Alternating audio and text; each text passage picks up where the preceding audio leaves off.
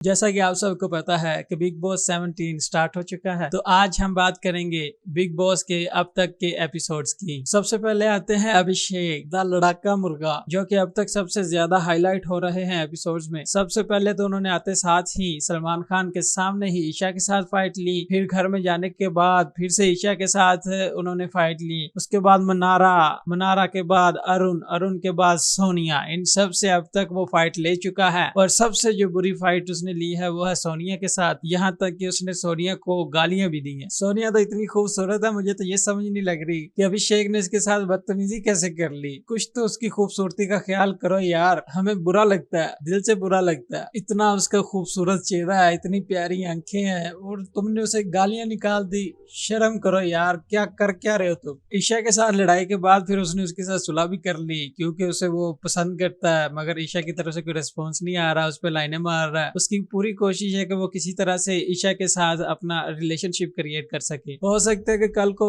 ईशा तुम्हें लिफ्ट ना कराए और तुम्हें घूमकर सोनिया के पास आना पड़े, तो सोनिया ने तो तुम्हें गाली ही देनी है जैसे तुमने अब दी है। ये अजीब ही सनकी बिग बॉस ने बुला लिया है बंदे को, जो हर छोटी छोटी बात पर हर किसी के साथ झगड़ने के लिए तैयार रहता है हर टाइम। अपनी इसी बदतमीजी और इसी बिहेवियर की वजह से वो सबसे ज्यादा हाईलाइट हो रहा है। मनोवर फारूकी और मनारा की जो मीठी मीठी नोकझोंक है वो बहुत ही मजेदार नजर आ रही है। मनारा की तो कोशिश थी कि वो किसी तरह मनोवर के साथ फ्रेंडशिप कर ले, मगर मनोवर भी स्टैंड अप कॉमेडियन है, वो भी लोगों को समझता है कि कौन कहां से बोल रहा है, तो उसने भी उसे लिफ्ट नहीं करवाई बल्कि हल्का हल्का उसे रोस्ट करता रहा। और मनारा को तो अपनी ब्यूटी पे बहुत ज्यादा नाज है, वो तो ये समझती है कि मुझसे ज्यादा हसीन कोई है ही नहीं, मेरी बातों पे ज्यादा फोकस किया जाता है, मैं ही ज्यादा लाइमलाइट में आती हूँ। और अक्सर ही आपने एपिसोड में देखा होगा कि मनारा मुनव्वर को अक्सर कह रही होती है कि आप मुझे मना कर रहे हैं, आप मुझे इग्नोर कर रहे हैं। इतनी वो खूबसूरत है नहीं जितना उसके अंदर ये चीजें ज़हन में बैठी हुई हैं। और मुनव्वर भी सनी के साथ बात करते हुए थोड़ा सा ओवर हो गया कि मेरा अंदर का जो सनकी है वो दुआ करो कि बाहर ना आए, मैं बहुत टेढ़ा हूँ, मैं ये हूँ, मैं वो हूँ। अगर बाहर आ भी गया तो कौन सा तुमने बिग बॉस के सेट को आग लगा देनी है या कौन सा सबकी गर्दनें उड़ा देनी है। रोजा अभिषेक और सोनिया की फाइट पे बहुत ज्यादा खुश हो रही थी, इसे ये नहीं पता कि यही टाइम इस पर भी आने वाला है। जब इस पे ये टाइम आएगा तब रोजा ने सबके आगे